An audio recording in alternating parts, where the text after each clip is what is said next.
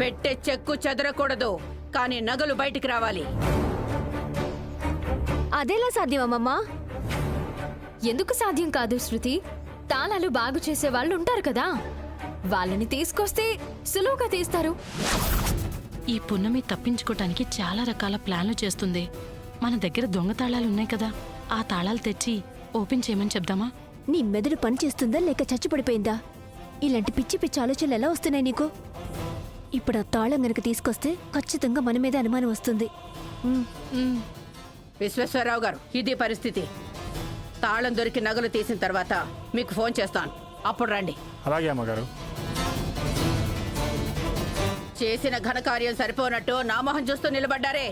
వెళ్ళి తాళాలు బాగు చేసే వాడిని తీసుకురండి. అలాగే.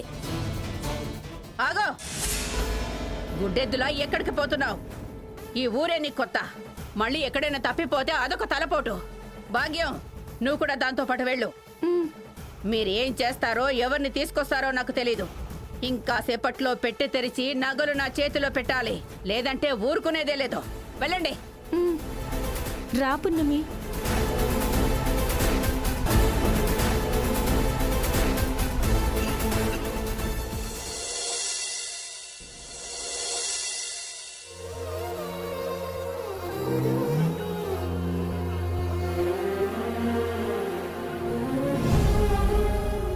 ఇదంతా శృతి అత్తయ్య చేసిన పనే అనిపిస్తుంది. అందుకే నాన్నమ్మని అంతలా రెచ్చగొడుతున్నారు. ఇప్పుడు మనం ఆలోచించవలసింది దాని గురించి కాదు, నగల గురించి. అవును, వాళ్ళని అడిగితే నిజం చెప్పకపోగా మనం ఆడుతున్న నాటకం బయటపడుతుంది. అక్క, మనం ఎక్కడికి వెళ్తున్నామో నీకైనా తెలుసా? తాళాలు తీసేవాడి కోసం మాత్రం కాదు. కాసేపు ఆ వీధి ఈ వీధి తిరిగి ఆఖరికి ఇంటికి వెళ్ళి ఎవ్వరూ దొరకలేదని చెప్దాం. మనం దొరకలేదని చెప్తే నాన్నమ్మ సైలెంట్ అవ్వదు. శృతి అత్తయ్య ఏదో ఒక రకంగా తాళాలు తీసేవాడిని ఇంటికి తీసుకొస్తే అప్పుడు మన నిజం బయటపడిపోతుంది. అసలే భయంతో ఉన్నాను. జరిగే విషయాలు చెప్పి ఇంకా భయపెట్టుకు వైషు. ఎప్పుడో వెళ్ళిపోయిన కూతురు కోసం చేయించిన నగలవి. కూతురు పేరు కూడా ఇంట్లో ఎత్తొద్దని చెప్తుంది, కానీ ఆ నగల మీద ఇష్టమేంటో నాకే అర్థం కావట్లేదు. తాతగారి పెట్టకే బీటలు రాకూడదని చెప్పింది. అలాంటిది ఆ నగలు పోయాయి అంటే అస్సలు క్షమించదు. అక్క, ఇప్పుడు ఏం చేద్దాం? రెండే దారులున్నాయి పున్నమి. ఒకటి అప్పు చేసైనా నగలు కొనివ్వడం, రెండు తప్పైపోయిందని నిజం ఒప్పుకోవడం. అప్పు దొరికినా నగలు చేయించడం చాలా కష్టం. చేసిన అప్పు తెలిస్తే నన్ను ప్రాణాలతో ఉండనివ్వరన్నదే నిజం. అలా అని ఎక్కువ రోజులు తాళం నాటకం ఆడలేం కదా వదినా. ఏదో ఒకటి చేసి నగలు సంపాదించి ఆ పెట్టెలో పెట్టడం తప్ప వేరే దారి లేదు.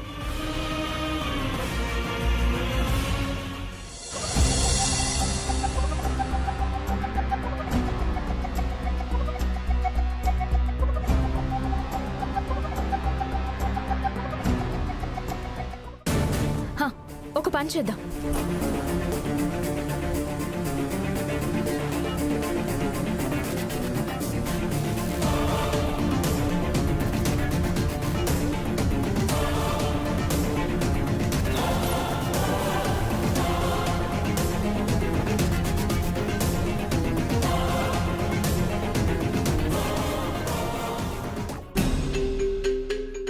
వకీల్ సాబ్. పునమి, మీరెక్కడున్నారు? మేం బయట ఉన్నాం, కానీ నాకొక సహాయం చేయాలి వకీల్ సాబ్. చెప్పు పునమి, ఏం చేయాలి? మనం ఒకసారి జైల్లో ఉన్న నాన్నతో మాట్లాడాలి. అంకుల్తోనా? అయినా ఇప్పుడా? అవును వకీల్ సాబ్, తాళం పోయిందన్న నాటకం ఎన్నో రోజులు ఆడలేము. దాని బదులు నగలు తీసుకురావడమే ఉత్తమం అనిపిస్తుంది. ఎలా తీసుకొస్తావు పునమి? దానికి చాలా ఖర్చు అవుతుంది. అంత డబ్బు ఇప్పటికిప్పుడు ఎలా వస్తుంది? మన దగ్గర లేకపోయినా నానమ్మ ఇంట్లో ఉంటుంది కదా వకీల్ సాబ్. నానమ్మ ఇంట్లోనా? అవును వకీల్ సాబ్, ఆ ఇంట్లో డబ్బు ఉంటే డబ్బు, నగలుంటే నగలు తీసుకోవడానికి నాన్న అనుమతి కావాలి. ఆ డబ్బు నగలతో వీలైనంత త్వరగా కొత్త నగలు చేయించి అమ్మమ్మ గారి కాళ్ళ మీద పడతాను.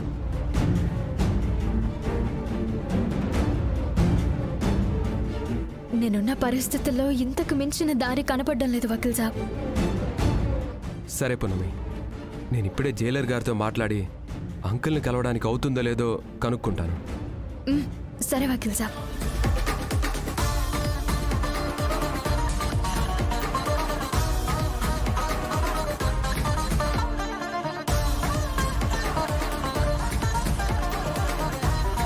హలో సార్, అర్జెంటుగా శివదేవ్ అంకుల్ గారిని మీట్ అవ్వాలి.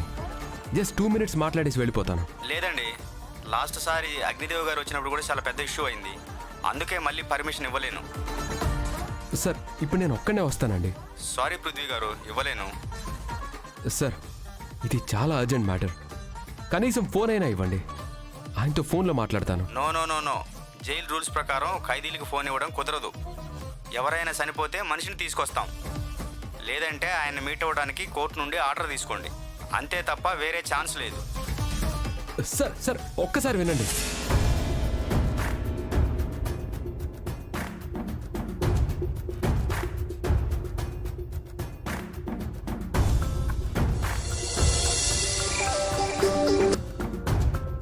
వకీల్ సాబ్ ఏమైంది? జైలర్ గారు ఒప్పుకోవడం లేదు పున్నమి. ఎంత రిక్వెస్ట్ చేసినా కుదరదని చెప్తున్నారు. ఇప్పుడు ఏం చేద్దాం పున్నమి? తెలీదు వకీల్ సాబ్, ఏమైనా ఉంటే ఫోన్ చేస్తాను.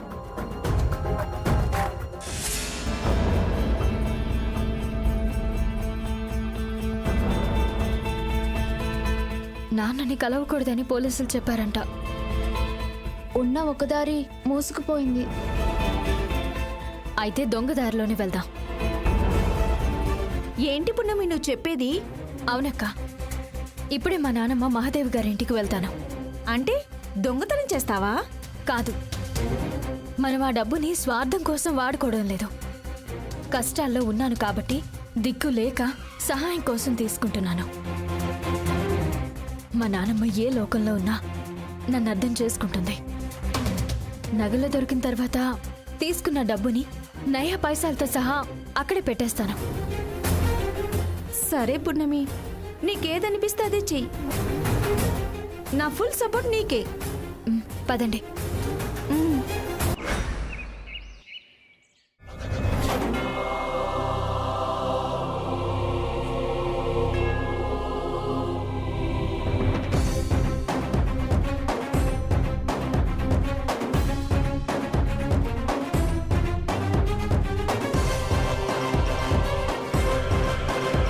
తాళం వేసింది కదా వదిన, లోపలికి ఎలా వెళ్తాం? మనం వచ్చింది దొంగతనానికి, చచ్చా సాయం తీసుకోవడానికి వైషు. కాబట్టి రాజమార్గంలో వెళ్ళకూడదు, అంతే కదా పున్నమి? రాజమార్గంలో వెళ్ళొచ్చక్క. ఎందుకంటే నాన్న జైలుకు వెళ్లే ముందు ఈ మహల్ తాళాలు నాకు అప్పగించి వెళ్లారు. కాకపోతే అవి ఇంట్లోనే ఉన్నాయి. పైగా చాలా కాలంగా ఎవరూ లేని ఇంటి తలుపులు తీసుకుని వెళ్తే చూసే వాళ్ళకి అనుమానం వస్తుంది. పోలీసులకి చెప్తే మనం వచ్చిన ఫలితం లేకుండా పోతుంది. నువ్వు చెప్పింది కూడా నిజమే పున్నమి. వెనకాతల ఏదైనా దారుందా? ఉందక్క, నాకు తెలిసిన ఒక దారి ఉంది, వెళ్దాం రండి.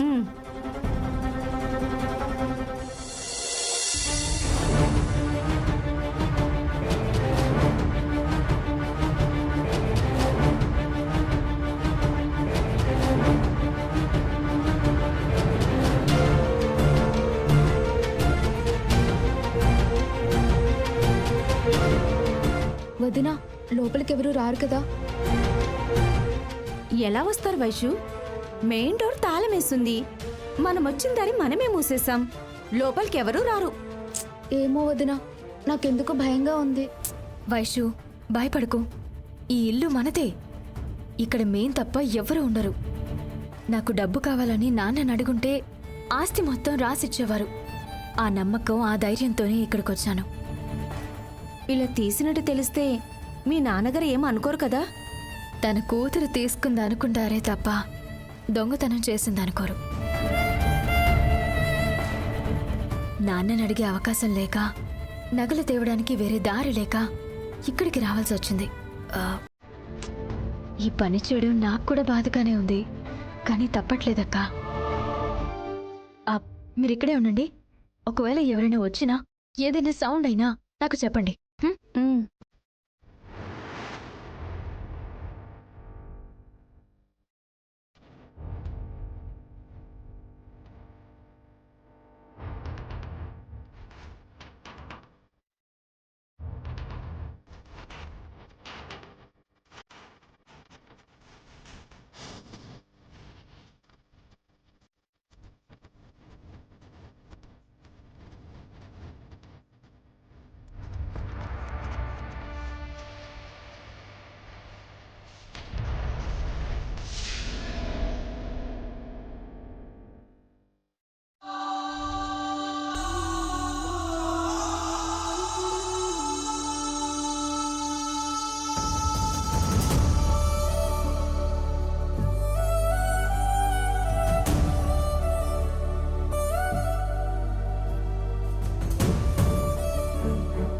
నానమ్మా, నన్ను నాన్నని ఒంటరిని చేసేసి నువ్వు వెళ్ళిపోయావా? నానమ్మా, నువ్వు ఈ ఇంటి వారసురాలు రావాలని ఎంతగానో ఆశపడ్డావు, కానీ వారసురాలు రాకముందే నువ్వు ఆ దేవుడి దగ్గరికి వెళ్ళిపోయావు. నన్ను నాన్నని మమ్మల్ని వదిలేసి వెళ్ళిపోయావు. నాన్న జైల్లో ఉండడం వల్ల నీకేం జరిగిందో ఒక్క మాట కూడా మేం చెప్పలేకపోయాం. రేపో మాపో నాన్న బయటకు వస్తారు, నీ గురించి అడుగుతారు. అప్పుడు నేనేం సమాధానం చెప్పాలి నానమ్మా? చెప్పు, నేనేం సమాధానం చెప్పాలి? నువ్వు దేవుడి దగ్గరికి వెళ్ళిపోయావని చెప్పాలా? ఆ మాట చెప్తే నాన్న తట్టుకోగలరా? ఏదేమైనా కానీ నాన్నకి విషయం చెప్పాలి. మీ ఆశీర్వాదమో ఆ దేవుడి దయో ఇప్పుడు నేను వకీల్ సాబ్ ఒక్కచోటే ఉన్నాం. వకీల్ సాబ్కి సంబంధించిన వాళ్ళందరూ ఆయనకి దగ్గరయ్యారు. నాన్నని జాగ్రత్తగా చూసుకునే బాధ్యత మాది. నేను వకీల్ సాబ్ నాన్నని బయటికి తీసుకురావడానికి ఎంతగానో ప్రయత్నిస్తున్నా. ఇక్కడికి వచ్చింది కూడా ఎందుకో తెలుసా? అక్కడ నగలు పోయాయి. ఇక్కడున్న నగలు తీసుకెళ్ళి ఆ నగలు తీసుకుని రావాలి. అందుకే నానమ్మా ఇలా దొంగతనంగా వచ్చాము. మీకు నా గురించి తెలుసు కదా, నేనే తప్పు చేయలేదు. నన్ను క్షమించు నానమ్మా.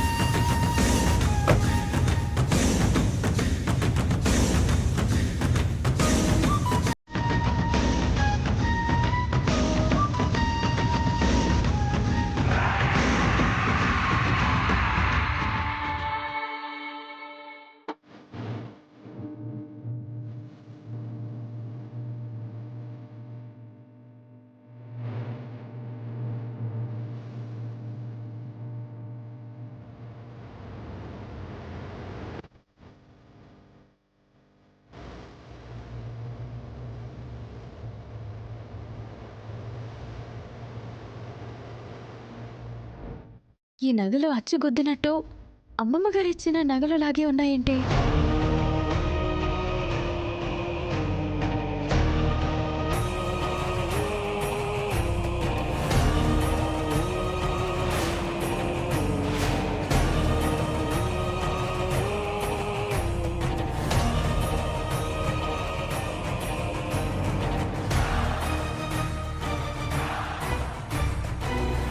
ఈ లాకెట్ కూడా ఒకేలా ఉంది. ఇదెలా సాధ్యం? రెండు ఇళ్లలో ఒకేలాంటి నగలు ఎలా ఉన్నాయి? ఇద్దరికీ ఒకే నగలు చేశారా? లేక రెండు కుటుంబాల మధ్య ఏదైనా సంబంధం ఉందా? రాజదర్బార్లా కళకళ్ళాడే ఈ ఇంట్లో మహారాజులా ఉండే మనల్ని మెడపట్టి బయటికి గెంటేసేలా చేసిందా పున్నమి? మన ఆస్తిలో మనకి చిల్లి గవ్వ కూడా దక్కకుండా చేస్తానని చెప్తుందంటే దానికి ఎంత ధైర్యం! అంతేకాదు డాడ్, మొగుడు పెళ్ళాలిద్దరూ ఖాళీగా ఉన్నట్టు మన ఆస్తికి కాపలా కాస్తారంట. వాళ్ళ కాపలా మొదలు పెట్టకముందే ఇంట్లో ఉన్న డబ్బు నగలు మొత్తం ఖాళీ చేయడానికి మయూక మనం వచ్చింది.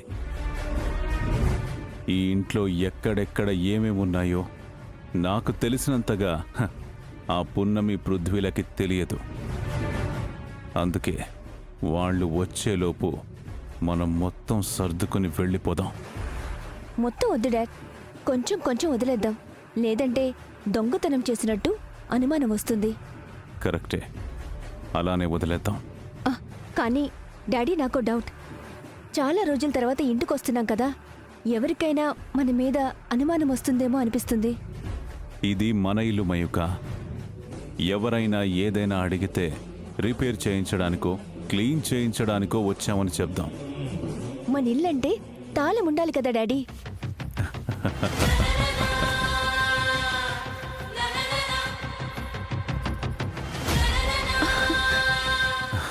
ఉంది కదా తాళం. కానీ ఇదెక్కడిది డాడీ? ఇలాంటి అవసరం వస్తుందనే ముందే ఒకటి చేయించి పెట్టాను. నువ్వు సూపర్ డాడీ. పద పెడదాం.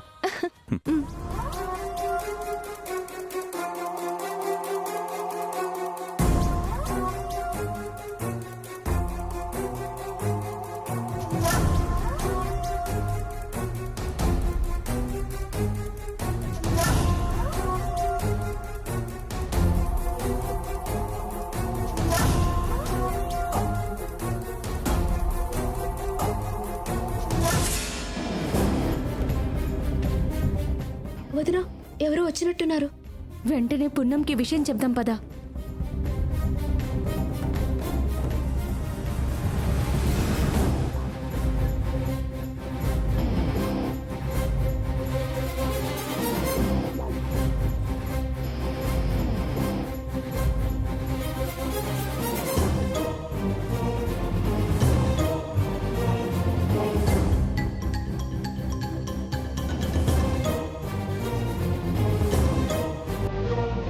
పున్నమి, పున్నమి, ఏమైందక్క?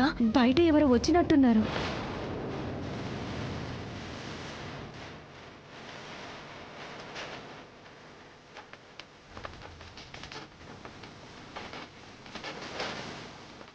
అక్క, ఇటు నుంచి వద్దు, పక్క నుంచి వెళ్దాం. రండి. అమ్మా, ఏమైంది వదినా? ఏమైంది? ఏం కాలేదు, సరే పద.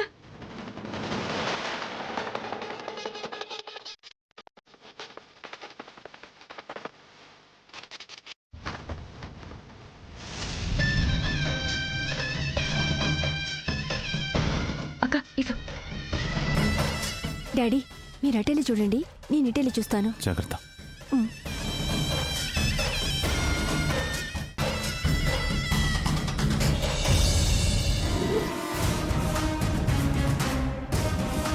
ఎవరైనా కనిపించారా డాడీ? ఎవరు కనిపించలేదు మయూక. నీకెవరైనా కనిపించారా? లేదు డాడీ, మీకేమైనా కనిపించారా? లేదు. సరే, వెళ్ళి చూద్దాం పదా.